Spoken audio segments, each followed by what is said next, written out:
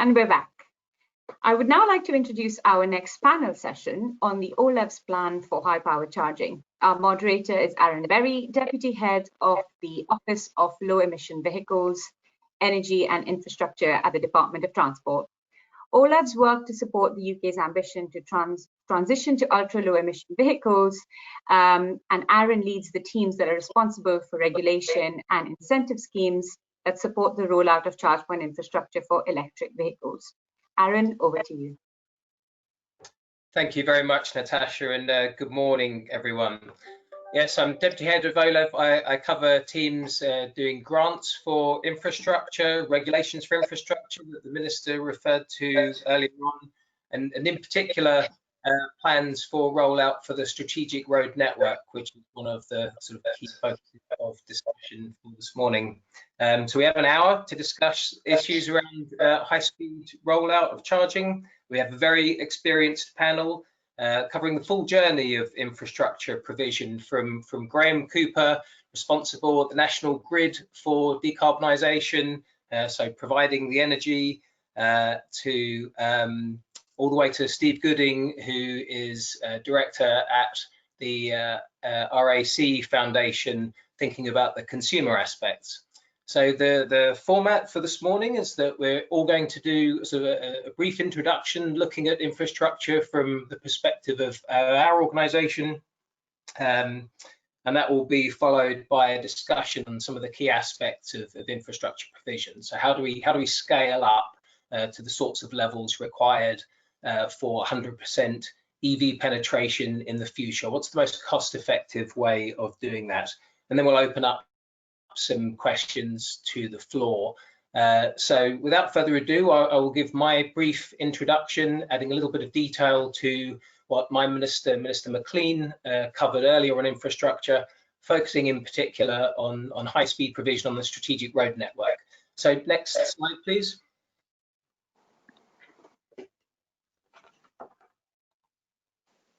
There we go. So about a year or so ago, the government initiated a project called Project Rapid, looking at the needs of infrastructure provision across the strategic road network. So how many charge points would we need to address range anxiety, to make sure that we had sufficient infrastructure provision for all the electric vehicles that we're going to be seeing in the future.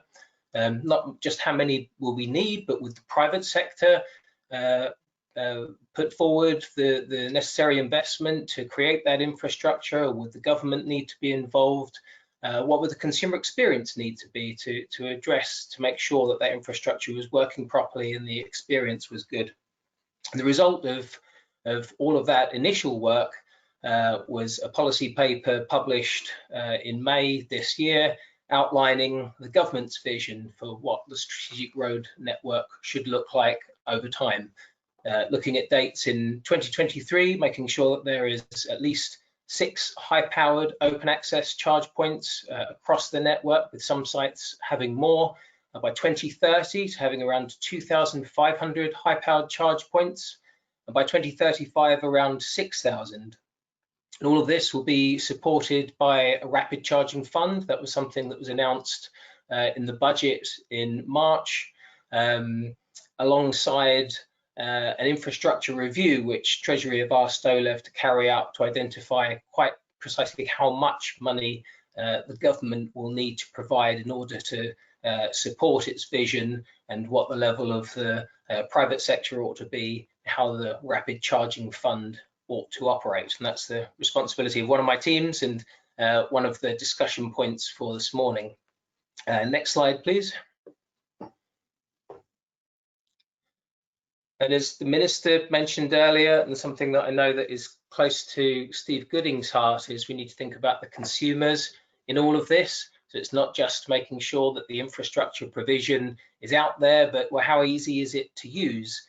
Ease of payment has been a key issue. That's something that both of my ministers, Grant Shapps and Rachel McLean, are particularly keen on. Both as EV drivers have experienced some of the challenges of multiple apps to be able to fill up their vehicles. Quite a different experience to rocking up at the petrol station, where it's relatively straightforward. We've been doing it for a long time. Information is a really interesting area. We're in the age of information and data provision, and there's an awful lot of data that goes through electric vehicle charge points. We need to make sure that we're utilising that data effectively.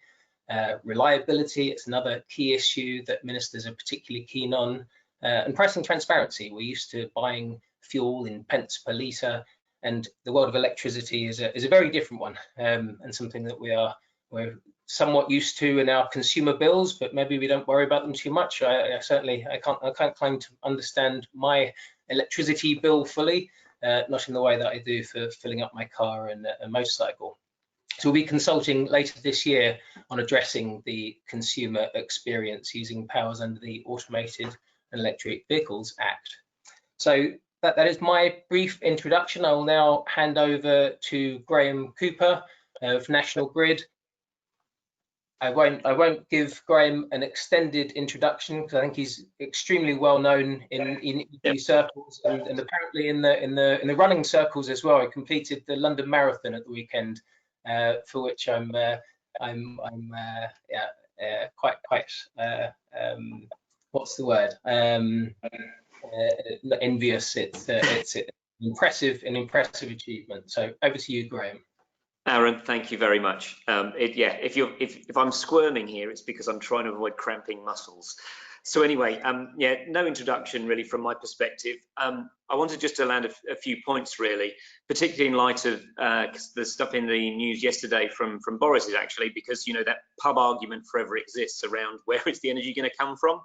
So particularly when we're thinking about en route charging, high energy demand, but actually in the volume of energy transacted, probably quite small. But electrifying transport is roughly going to add a third to the current UK's energy demand. But to give you a bit of perspective on that, the announcement yesterday from Boris was 40 gigawatts. I'd already submitted my slides at 30. But to give you a rough idea, if you took the 40 gigawatts of new offshore wind being delivered in the next 10 years, the volume of energy that delivers is roughly what is needed to fully electrify the transport system. So it gives you an idea of the scale. If you think about that journey that the renewable energy process is on, and the picture of me climbing one of my turbines in a past life on the left there, it's a maturing market. We're very far on the cost curve. So that 30 or 40 gigawatts, which some believe is pie in the sky, actually is very, very real. We are, I guess, what's the term? We're very pregnant as an industry with those projects. They're very mature, they have seabed leases, and they're on their way. But what also is going to be really important as we add more renewables, as both Francis Warburton's mentioned before, and Rachel McLean, smart will be really, really important. If we can just run to the next slide briefly. So, I know we're principally here talking about the high power en route charging, but really just to conclude, and it was really something from the KPMG slide pack, there's no silver bullet or magic bullet for fixing charging. We kind of need to do all of these things.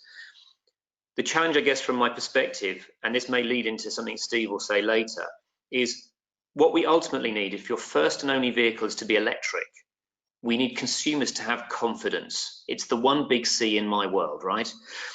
The only way people deliver confidence, and the confidence to have their first and only car to be electric, is that what they need is continuity and consistency. Those are my other two C's. Now, we all know that unplanned and out of pattern journeys are pretty rare, but as humans, we generally fall into the default that we buy a vehicle for the biggest thing we'll ever need it to do. So one of the things for me in all of this is that high powered en route charging and confidence in that is absolutely critical, which is why we've been aiming to support OLEV, DFT and BAYS with Project Rapid. I'll just remind people that the next time you're on a motorway, just look out of the window whilst driving safely, obviously, and just count pylons, right? You will run out of fingers really, really quickly. There is a synergy between the energy networks and the transport networks. What we need to do is to work out how best to bring those together. What that really needs is anticipatory investment. It also needs to be future-proof. So the OLEV Project Rapid Fund is obviously looking to fix cars and light vans. But as National Grid, we're being pushed by the HGV bus and coach industry as to what capacity they're going to need. So this is really where we need to have a very mature discussion between government's objectives, the transport industry, regulators, and the networks industries to make sure we can deliver the right future-proof networks. The interesting thing from my perspective is flexibility gets you some way, but actually networks, because of their long life, effectively 40 years, so they'll be here in a net zero world, are the long run marginal cost answer. Flexibility just gets better value out of them. Final slide for me. The big one for me is my final fourth C, or fourth, fifth and sixth C. Collaboration, collaboration, collaboration. What we're doing here is bringing three very distinct industries together to deliver success. Now I can bring, along with the rest of the energy networks industry, the energy perspective, but what we need is energy, transport and digital to work collaboratively to find the right solutions for all. So that's me. Over to you, Aaron. Thank you, Graeme. I think our next speaker is Matthew Allen. He's CEO of Pivot Power, and I noticed from his biography that he's also a collegiate athlete. So, Matt, perhaps were you involved in the London Marathon on Sunday? You just took my opening joke. Yeah, well, I did not run a marathon over the weekend. I did an online spin class, which I was really pleased with myself, but nowhere near the achievement of Mr. Cooper. Super. Well, let's jump right into this. So I've 4 points that I'll just quickly run through and can expand when we open this up. But if we can go to the next slide, please. Right. So first point is, let's agree collectively as an industry around some of the challenges that we face today and we have been facing in the buildup of this energy transition to make sure that we can deliver on the solutions for tomorrow. So fantastic. We have a more intermittent generation system with more wind, solar, so on coming on. That's great. That creates a lot of volatility. We don't always know when the wind is going to blow and the sun's going to shine. So that therefore leads to a requirement of system flexibility and balancing, as Graeme mentioned. In terms of the distribution level throughout the country, there are regional constraints. That's always been the case. And to the final point in the top right, the end consumer demand with the increase of uptake of EVs, that is going to accelerate or accentuate some of these regional constraints. So to make this transition take place, and I'll expand a bit around the Pivot Power business model, but I think that this is much more holistic than that, is that we need to make sure that we're both providing flexibility for the system to allow a net zero outcome, but also creating infrastructure that is allowing for the offtake from an EV standpoint. Next slide, please.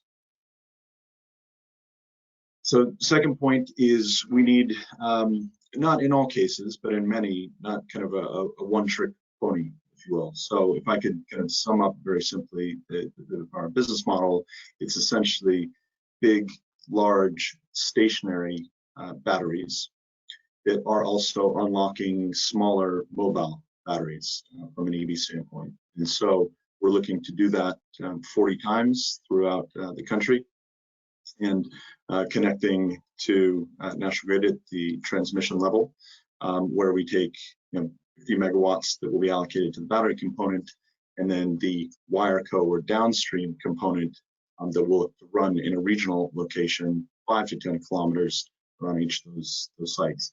One of the next points around this is general public charging, hugely important. But general, fleet charging, that's a huge opportunity that I think that we as an industry can nail very quickly. Predictable demand, behaviors, and so on. Next slide, please. So again, an extension of that, we need to look at the deployment of all electrified transport. There are targeted, what we refer to as super hubs. We can talk about the types of services and amenities and so on, general public needs. But we also need to focus on things, and they may be kind of a dual purpose type hub, but also taxis, logistics centers, last mile delivery depots, distribution centers, council fleets, park and ride bus depots, and so on. So lots and lots of different flavors of transport and we need to make sure that we're addressing the needs for the whole remit. And final point, I'll just make very quickly. Next slide, please. So when the government's Road to Zero strategy or paper came out, that was fantastic and very much welcomed. And my response to it was, there's actually not a single road to zero. There are many roads. This is a picture of a project in Oxford connecting at the Cowley substation, referred to as the Energy Superhub Oxford project, which we're working very closely with Oxford City Council as part of an Innovate UK grant. But needless to say, Oxford knows a lot more about the needs for their local community than Pivot Power does. And so kind of leveraging their understanding of the local requirements. Are there lots of buses? No buses. Lots of logistics, delivery hubs? None. Is it more of a destination weekend type place or more of a commuter belt? So I think that is something that is hugely important. We need to make sure that local stakeholders, influencers, decision makers are empowered to really drive forward the overall plan. So those are my 4 points, and I'll leave it there and expand on these if needed when we open up. Thank you. Excellent. Thank you very much, Matt. So our next panel member this morning is Christopher Burghardt, who's Managing Director for Europe for ChargePoint, formerly at Uber. So he brings quite a wide perspective, both from the ChargePoint and the vehicle side, and also perhaps a European perspective. So maybe you could say something, Christopher, about what we can learn from what we're doing on the European mainland as well. So over to you, Christopher. Thank you, Aaron. Thank you, everybody. So first of all, I'll do a very quick intro for ChargePoint because I'm not sure how many. We keep talking about charge points, but there's actually a company called ChargePoint, which is us. So I'll just do a very quick intro and then get into those points, Aaron, as you mentioned. Very briefly as an intro, I think I like quoting the International Energy Agency and their EV outlook because I think the IEA is a sort of reference point in the energy industry, both on the sort of traditional side and on new energies. And I think, I don't need to tell this group here, I think that EVs are about to come, but I think this is a really pivotal year for us, not 2020, but especially 2021 in terms of the influx of those vehicles. Next slide, please. Graeme, I loved your intro when you talked about the intersection of digital and mobility and transport, you said, but mobility for me, I think it's the same thing, and energy. ChargePoint at the heart is a digital company. And so we come at this from a technology point of view and are basically looking at how do we bring the world of energy and the world of charging together. And we're 100% focused on charging.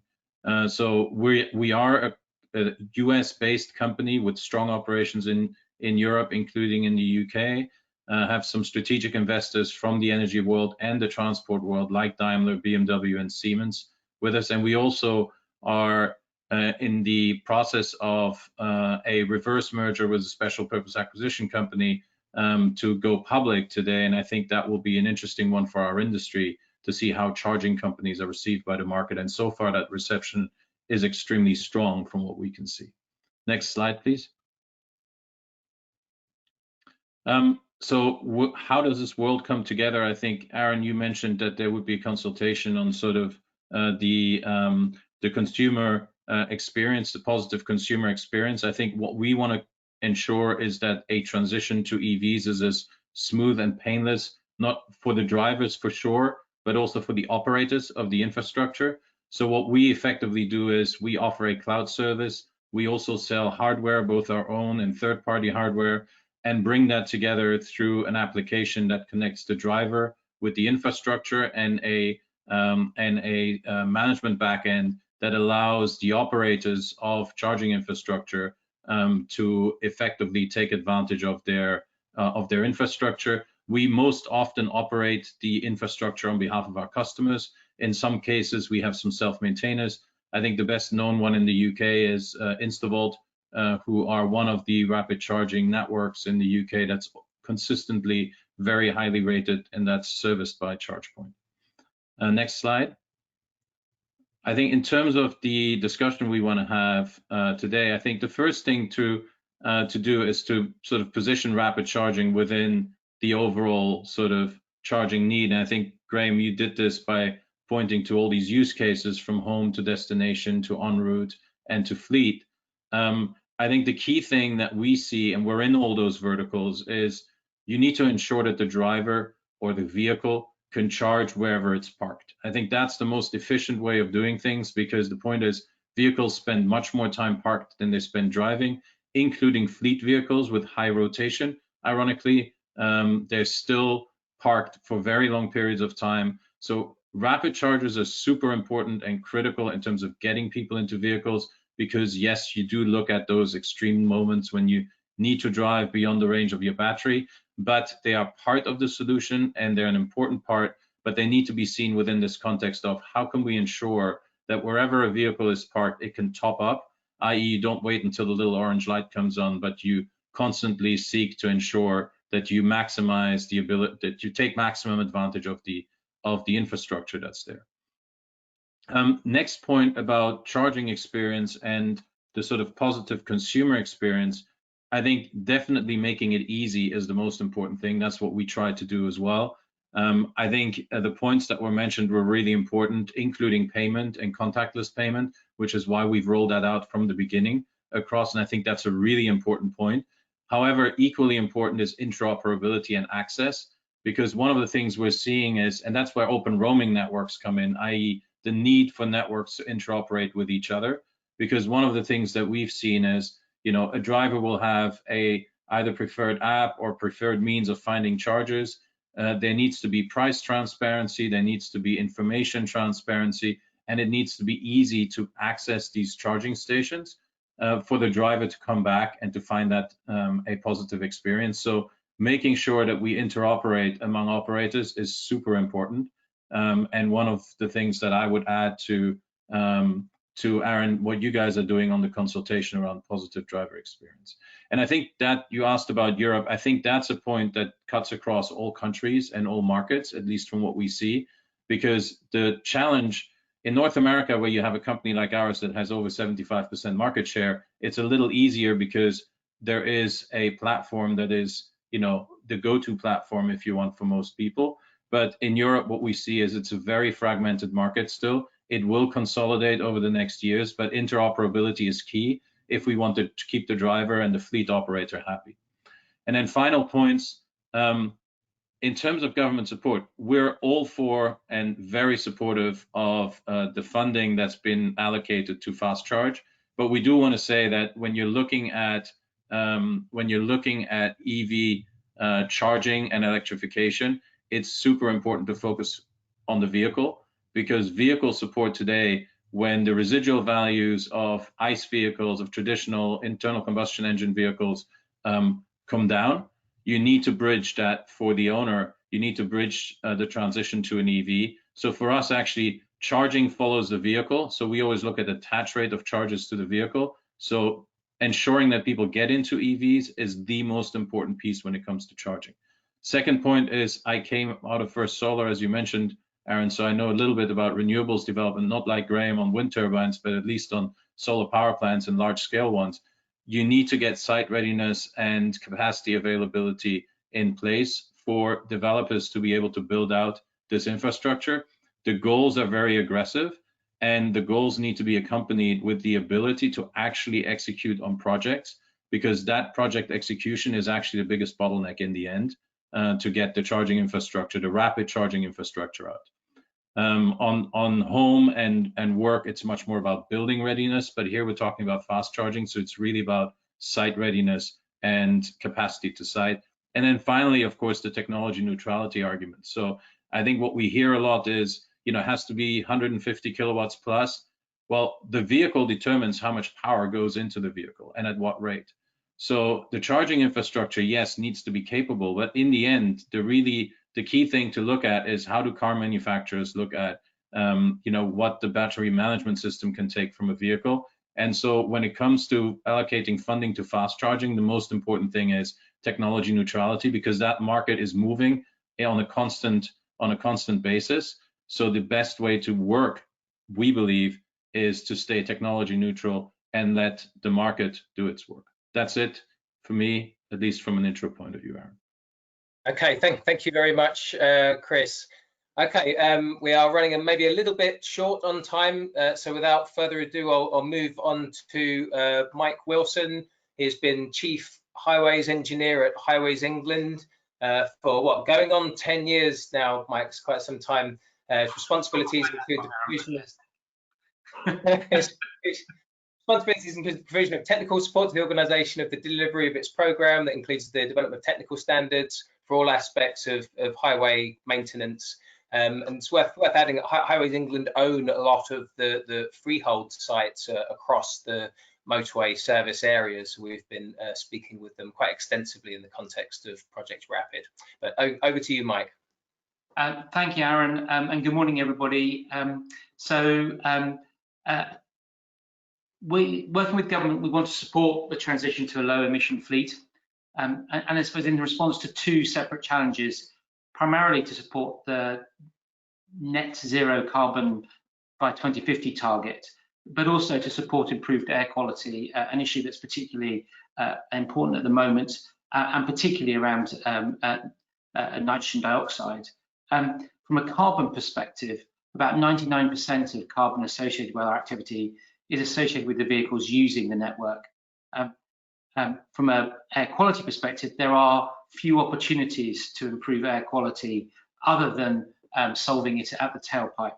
And of course, electric vehicles solve this absolutely. Our focus for the meeting today is charging for cars and vans, but it's important to remember that about 80% of all HGV miles are made on the strategic road network. We've all seen, and I've sat in a fully electric lorry as one of a number of possible technologies, but none of them are yet proven to replace diesel for those journeys. And I know this is an issue that we're working with government on, and we're looking forward to the transportation decarbonisation plan. Our role is our question is, what should our role be in supporting the transition to electric vehicles?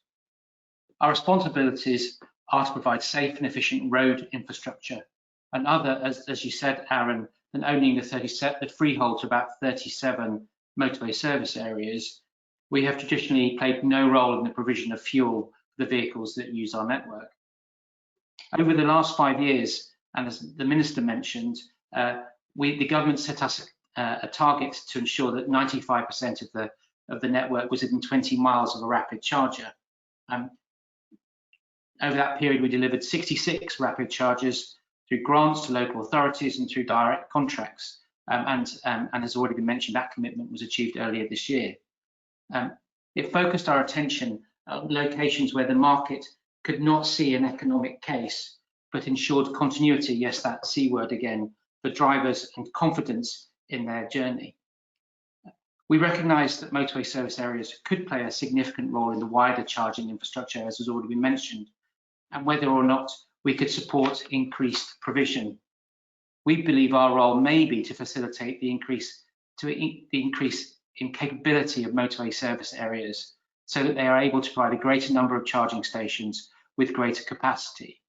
We are exploring how this could be done, including undertaking research into off-grid energy storage.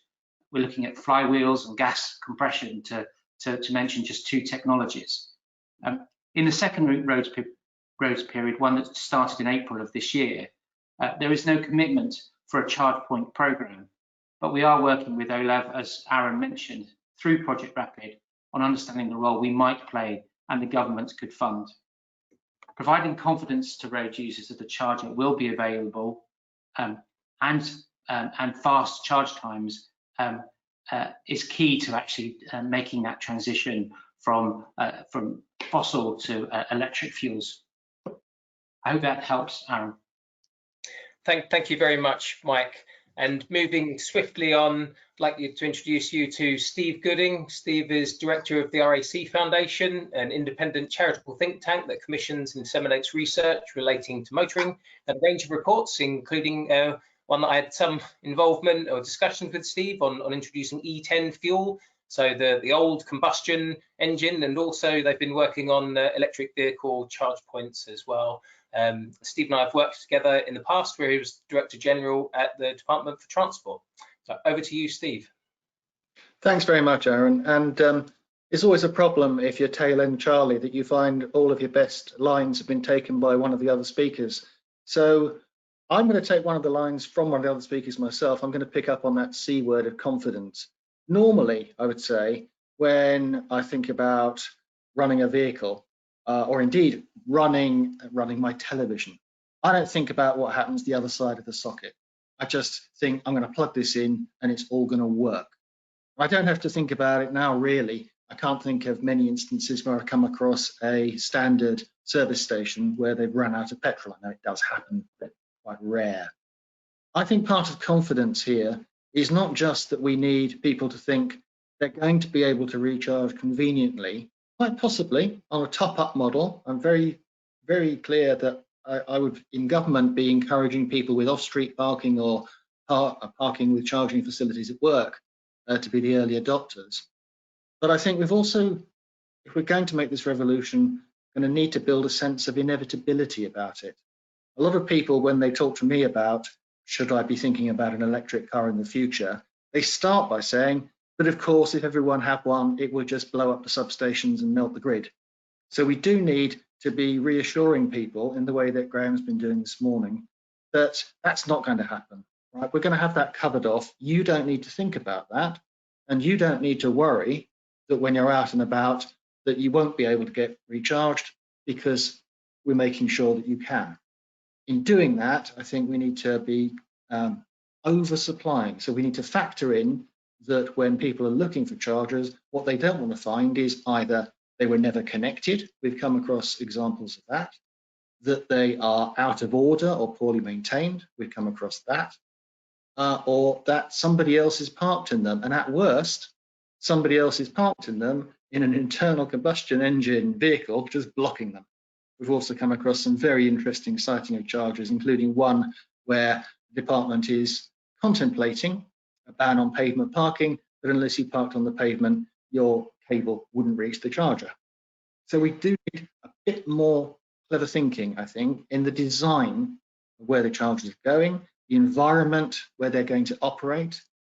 And personally, I would say any system that requires, let's face it, something like 38 million of us who've got driving licenses to learn something new and change our habits, it's not going to happen if we've got to download apps and have multiple membership cards. Now, I do recognize my younger son, and I was suggesting to him what he might buy his mother for her birthday and where he might go to the shops. He just stared at me, held up his phone and frowned, because he doesn't go to shops. He's perfectly happy with multiple apps. But many of us, we really don't want that. And we also do have an issue in the UK with signal coverage.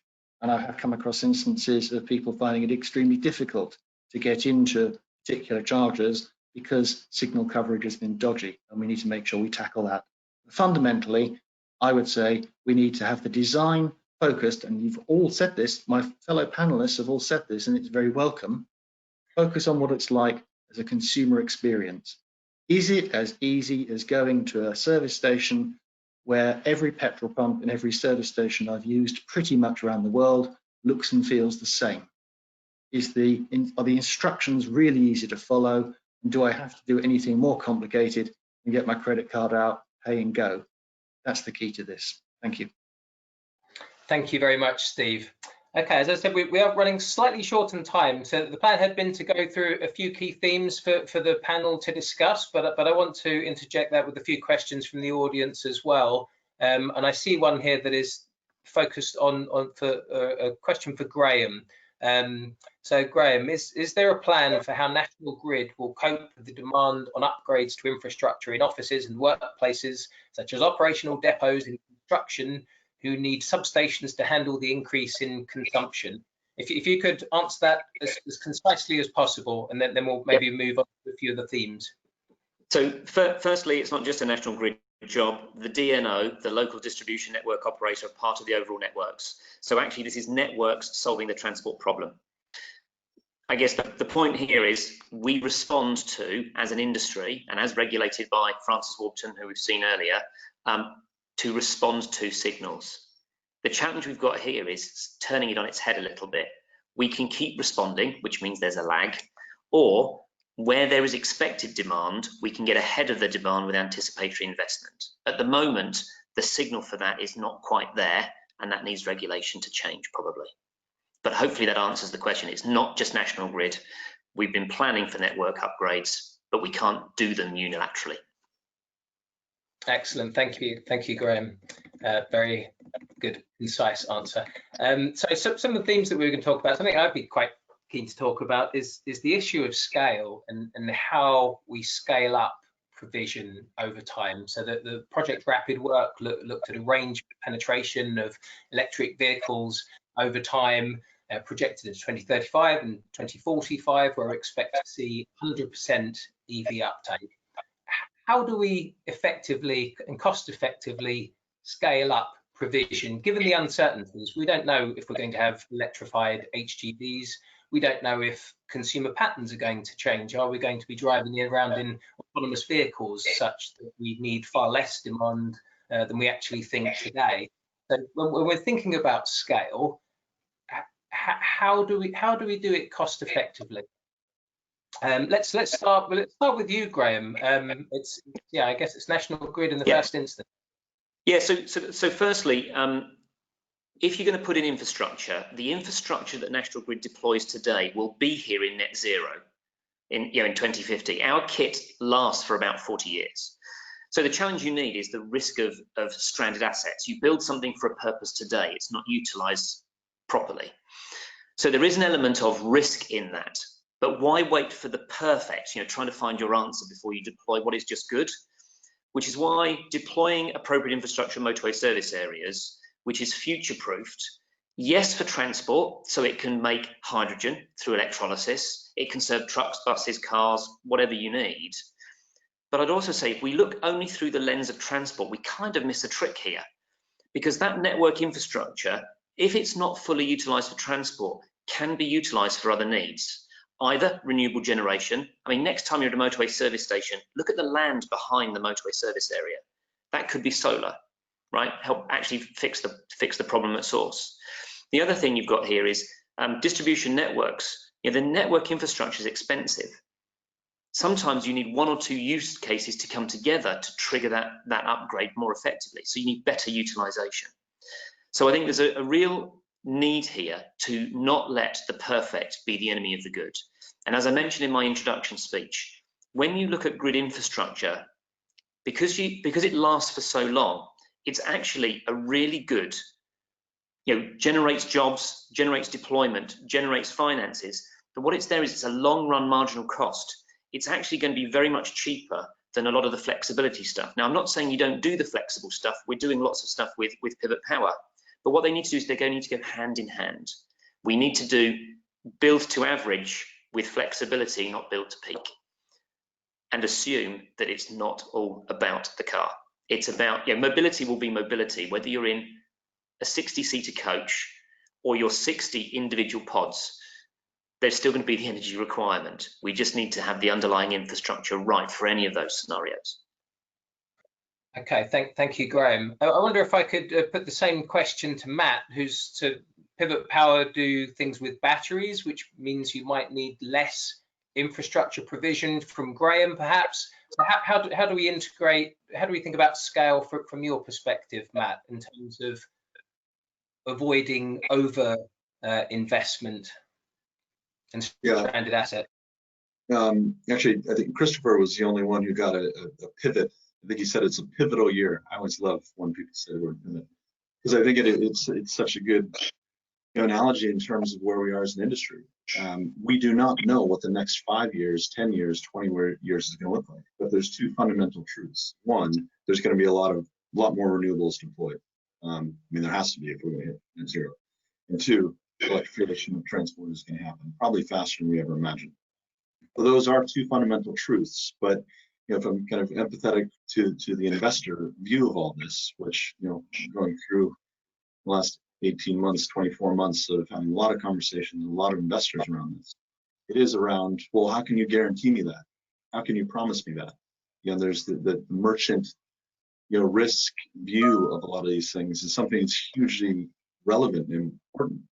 Energy infrastructure investors have gotten very used to elements of de-risk. There's always risks in investment, but in a very uncertain future, that's kind of hard. So there's this investability scale issue challenge, and then there's the capacity planning scale challenge. There's so many conversations. Your first megawatt, you're going to need a second, a third, a fourth, a fifth megawatt as we start scaling, and those price points can be very different over time as well. And then I think that consumer choice right now is very, very limited.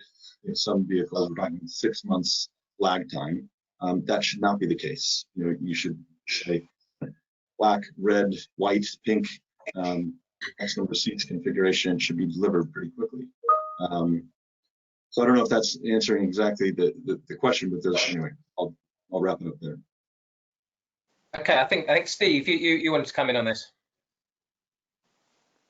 I just wanted to say that I think, as I think I said earlier, we probably need supply to run ahead of demand, because we need people to getting a sense that there's an inevitable change coming here that government is promoting.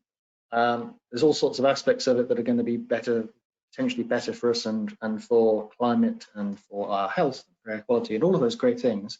That's why government's doing it. And I think, whilst I absolutely see the case for technology neutrality and fuel neutrality, I also think that it feels to me as a consumer that government really is getting behind electric one way or another. I mean, after all, hydrogen turns out to be an electric source ultimately. And I suspect that the risk of stranded assets is actually lower than we think, but might not be low enough for fully private investment to back it up. For example, if we found that on-street chargers or particular charge points weren't being used terribly much, I don't think a charge point on the street is going to have the 40 to 50-year life of some of Graeme's assets. And I suspect what connects them will have a use, because, and I very strongly agree with Graeme on this, we need to think beyond transport. We need to think of this as being a different sort of change and a different sort of revolution. And if I'm not using power supply to pump something into a private car that I still own, I probably am using it in some other aspect of my house, or indeed in another aspect of business location. I suspect my power consumption in my house has gone up because for the last 7 months I've been sitting here working from it. Thank you, Steve. So while you've got the floor, there's another question from the audience around consumers and around consumer education. So the question is, how important is it in educating the consumer, if they are to make the switch, and perhaps more important, how is this best delivered? I always worry when we talk about educating people, because it sounds like we're lecturing them. Definitely a case for setting out the benefits. I think some can be done by government. Personally, I tend to think that I prefer other sources. We need to think about where people get their information from. So I think possibly the most influential thing in recent times has been that Top Gear, TV show, did a test of what's the best executive car, and they decided it was an electric car. I suspect thousands more people who are actually in the market for buying vehicles watch Top Gear than, sadly, listen to anything the government or even OLEV puts out. So I think there's a strong case for OLEV to work with other players in the industry, the people on this panel, to get the facts out there. But then we need to interest other people, journalists largely, to pick up those facts and tell the stories. Thank you, Steve. We're going to stick with a consumer theme here, and I think I want to ask this one to Christopher in the first instance. So, question is, confidence has been mentioned in many of the presentations. Confidence that the charger is operational when a driver arrives to charge is often one of the concerns raised by drivers. How can we increase driver confidence that a charger will be operational when they arrive? Yeah, so the first question is, where do they go, right? I think Steve made a good point about education. So I think some people take a conscious decision to get into an electric vehicle. They buy it themselves. They might ask their car dealership, or they might watch Top Gear or whatever else. Others have a company car that's handed to them one day and it happens to be an electric, and suddenly they have to deal with charging it, right? Now we do have a whole transition through plug-in hybrids that kind of helps people to have less sort of range anxiety and less anxiety about the charging experience. But the point is, the moment they show up at work and they plug in their vehicle, or they get home and they plug in their vehicle, or they look for an ultra fast charging site, that's when that reliability and that consumer experience question comes in, right? So one thing I think is, you know, rating charging networks is hugely helpful. I think ZapMap's been doing that. Some of the car magazines have been doing that in the UK. I think that's a really good thing, because you need to be able to assign a rating to how well a service works. Obviously, what we try to do is make sure that that reliability is there, because we look at uptime, we look at, you know, how can we provide a service to consumers, but those consumers that is reliable, that gives you that positive experience. The issue, of course, is there's a plethora of sort of offers out there in the market, which is why I went back to that rating point, right? Because there has to be some objectivity in sort of what works well and what doesn't work well. And so I think that's one of the big challenges. So I think ease of use, and Aaron, for the government to encourage ease of use, as you guys are trying to do, you know, push for, you know, a standard of what a good experience looks like, and to push for accessibility, i.e., you know, interoperability standards and things like that, is hugely important in terms of accelerating, you know, the need for the providers of service to be there in terms of on a reliability scale that means that consumers will stick with them, right? And if you allow me, I'll make one very quick transition, because I think to the earlier question, when it comes to consumer experience and sort of use and so on, if you now take the operator perspective, people don't change how they use their car. So as much as the fueling system is changing to this top-up model, or at least we would argue that, people are still using their car to get to work, to go to the supermarket, to go to the cinema, to go to the restaurant, whatever they do with their car.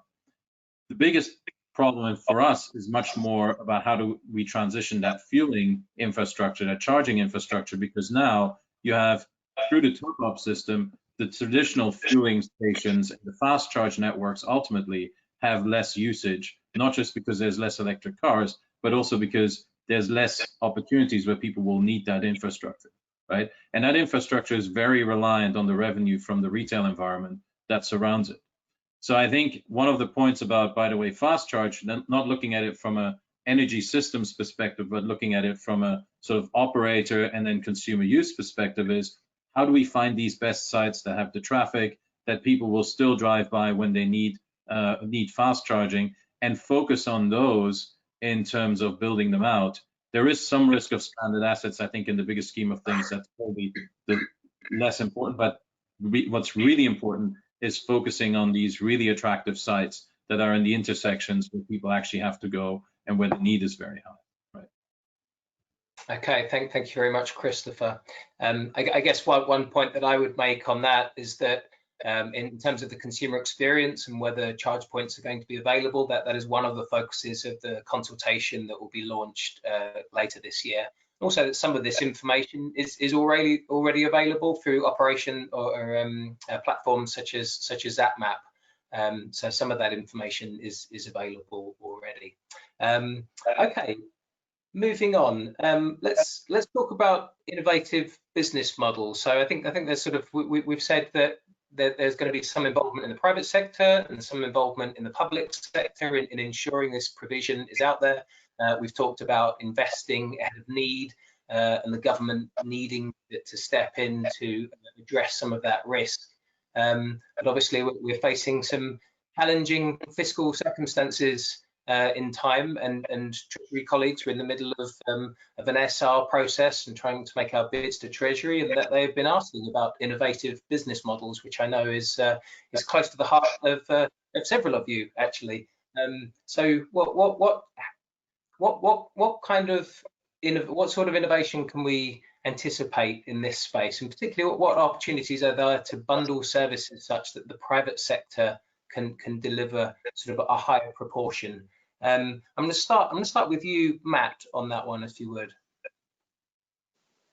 Sure.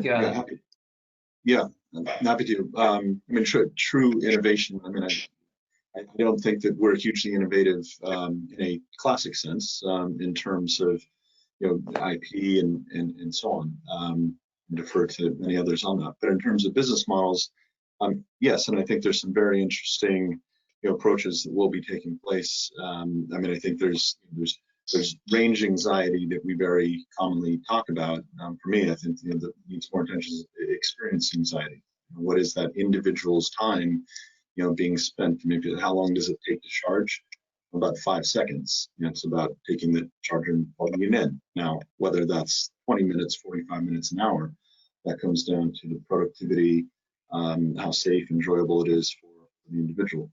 But in terms of other things that are, getting a lot of airtime and attention, and I know lots of different views, I personal view, but vehicle to grid and a lot of other more kind of classic innovation approaches that are taking place. I mean, that seems very challenging for me throughout the UK. This very distributed, flexible battery that gets aggregated.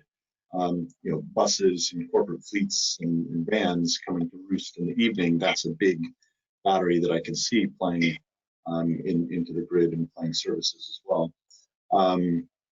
But I think there will be the whole autonomous, whether that happens in 5 years, 10 years, or 20 years.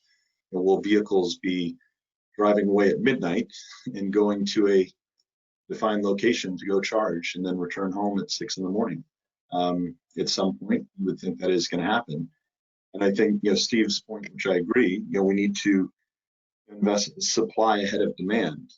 But what that demand is going to look like is very unknown. In the event of this autonomous cars driving away in the middle of the night, like, will there be stranded assets? You would hope that these, whichever location that may be, but innovation good, but it is also a big concern, I guess, from an investor standpoint, saying like, oh wait, don't invest now because disruption is happening. So yeah, it's a tricky balance. Graeme, I know this issue is close to your heart. We only have a couple of minutes left, so why don't you give your perspective?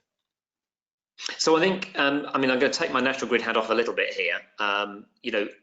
In my past career, I worked through the disruption that mobile phone industry brought, okay?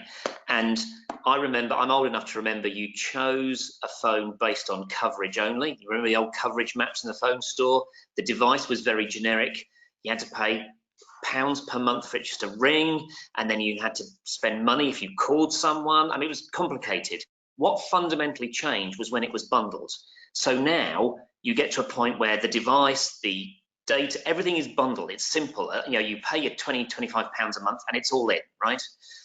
What I think we're likely to see around business model innovation is around, most vehicles, I think 83% of vehicles are financed in some way, 51% of vehicles are company cars or new car sales. So the minute you bundle the car, the energy, the maintenance, the insurance, the ownership proposition, it becomes mobility as a service. Now, whether that is mobility in its disaggregated, not owned way, or whether it's you still own a car, but you just pay a monthly cost for everything, I think that for me is where I'm likely to see the biggest innovation in this space.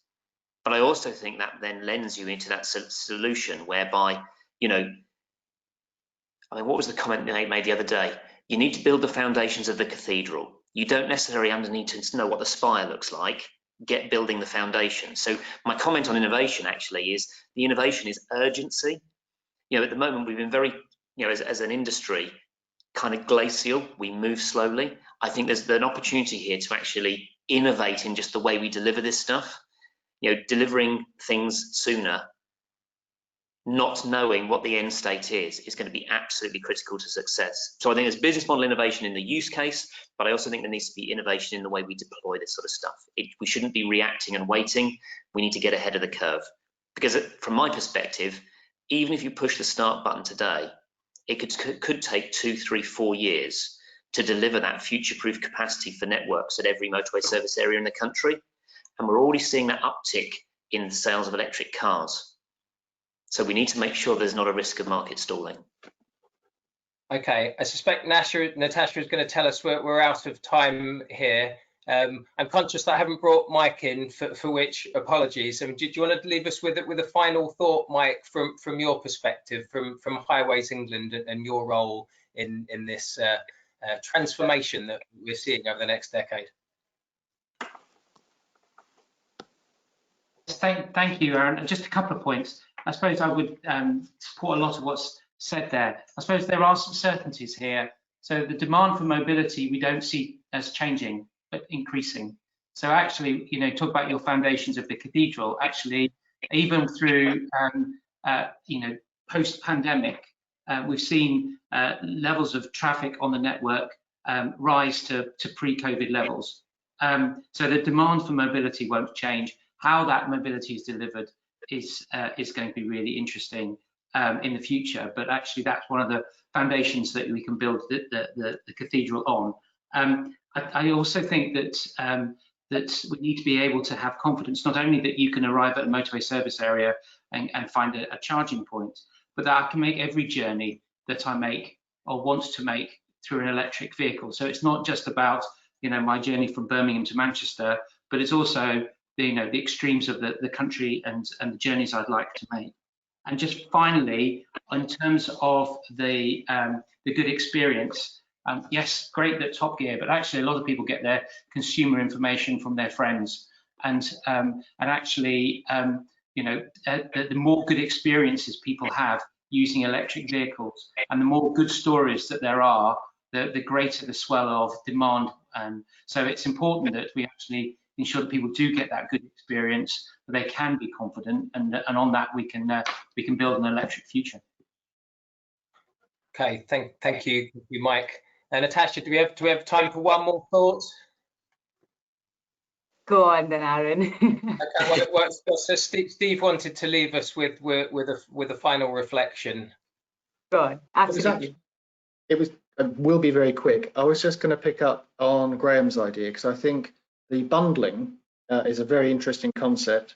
What we're going to have to work out, though, somehow, is whether we bundle a transport bundle, where the vehicle, how we pay for it, how we pay to power it, how we pay to insure it, is the bundle, or whether we regard the car, as many of us I think still do, as an extension of our house. So is the electricity bundle a domestic one, or is it a transport one?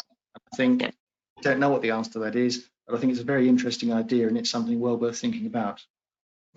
Okay, and on that bombshell, over to you, Natasha. Fantastic. I love the discussion, and I think that there's so much we could cover, but I think the bit that's been really heartening for me in most of it is that we've put the customer really at the center of this and tried to figure out what's the best solution for them, and I think that's exactly spot on. So thank you so much for your time, Steve, Christopher, Graeme, Matt, Mike, and of course, Aaron. We will now take a short break again as we get our next speaker ready, and we will be back in just a second, so please stay tuned.